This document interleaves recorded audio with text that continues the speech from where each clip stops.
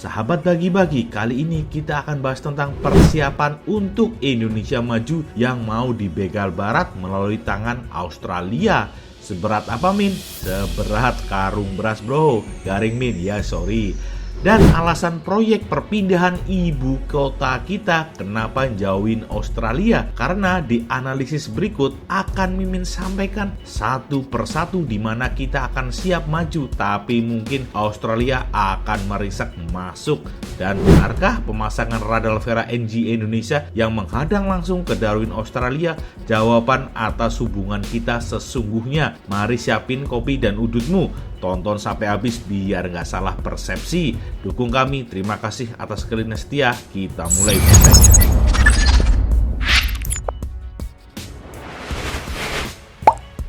Indonesia mau dibegal lagi jilid 2 oleh Barat, tapi kali ini Garuda melawan. Sahabat bagi-bagi, Asia khususnya Indonesia adalah salah satu negara yang selalu ingin dimanfaatkan Barat lantaran sumber kekayaan alam dan jiwa penduduknya yang dahulu mudah sekali dimanipulasi alias dibegoin. Saking brengseknya Barat, hingga merdeka pun mereka masih enggan melepaskan Indonesia untuk maju dan berkembang. Malahan pelan-pelan tapi pasti mereka menaruh ancaman kepada Indonesia dengan menaruh strategis taktis mereka di Australia yang pernah dijelaskan oleh Kemenhan beberapa waktu silam. Perlu kalian pahami sahabat bagi-bagi, jika Base of 35A terdekat dari wilayah Indonesia berada dekat dengan Darwin Australia. Australia menjadi negara yang kalian harus tahu di belahan bumi bagian selatan yang menggunakan jet tempur siluman serta menjadikan duet lengkap antara armada jet tempur Super Hornet Boeing EA-18 Gorwell serta F-35 sungguh dapat memberikan ancaman yang signifikan. Akan tetapi adanya F-35 di Angkatan Udara Australia ini membuat negara Indonesia sudah wajib mengantisipasi dengan menempatkan radar Vera NG yang mampu mengetahui pesawat siluman sedekat F-35 Australia. Tapi kali ini bukan ini yang mau Mimin bahas tentang penaruhan radar Vega untuk nanggulangin negeri kanguru itu ya bro. Kali ini Mimin mau bahas tentang pembegalan yang dilakukan negara-negara Eropa terhadap keputusan Perundangan Cipta Kerja pemerintah tentang hilirisasi sumber daya alam dan kewajiban investor untuk melibatkan pengusaha lokal dalam berinvestasi di negeri kita. Sebelum mulai, siapin kopi dan udut dulu ya bro. Mimin udut dulu. Sahabat bagi-bagi, kebijakan cukup bagus ini ternyata mendapat pertentangan hebat dari Barat.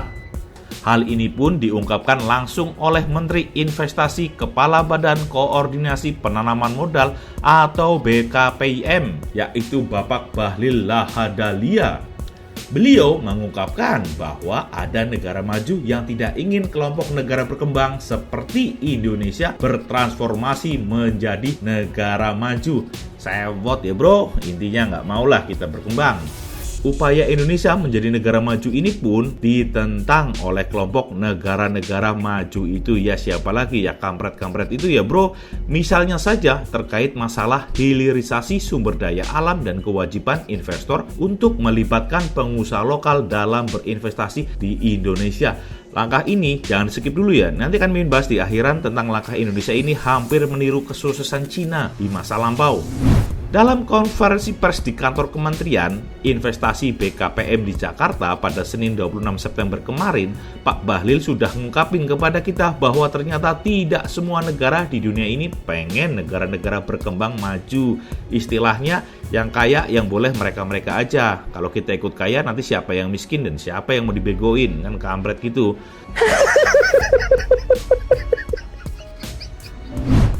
Sahabat bagi-bagi, kali ini Mimin senada dengan pemerintah bahwa orang daerah harus menjadi tuan rumah di negeri sendiri, dan itu kita untungnya didukung juga oleh negara-negara berkembang seperti Brazil, Afrika, Argentina, dan lain-lain.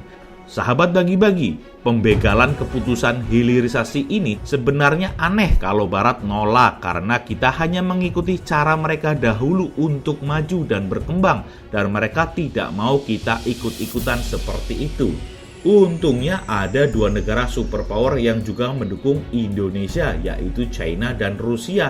Dan demi meningkatkan dukungan itu, bahkan Rusia akhirnya menyatakan siap mendukung proyek IKN, mendukung dan siap membantu Indonesia menjadi negara maju dengan ibu kota barunya. Padahal udah banyak negara-negara barat atau blok sekutu bahkan Asia yang sudah nolak IKN ya, tapi justru faksi Rusia dukung kita bro. Bahkan nggak sampai di situ, menurut data bahkan banyak pengusaha Rusia yang sudah tertarik untuk ikut ambil bagian dalam pembangunan ibu kota Nusantara Indonesia. Para pengusaha Rusia tersebut melihat bahwa IKN Nusantara merupakan investasi yang sangat menarik. Tetapi dari segi analisis Mimin, dukungan antara IKN dan hilirisasi investor memang terkait erat. Karena di mana Mimin pernah katakan dahulu, keamanan Indonesia akan terancam bila Indonesia mulai tidak manut lagi pada Barat alias tidak nurut. Yang bisa kita lihat di Papua, di mana kepentingan PT Freeport terancam, maka kini Papua bergejolak. Siapa lagi yang buat Papua bergejolak? Ya orangnya itu aja ya, Australia, Amerika, ya pokoknya kita tandai mereka nanti ya untuk balas dendam. Oke Min, lanjut siap bro.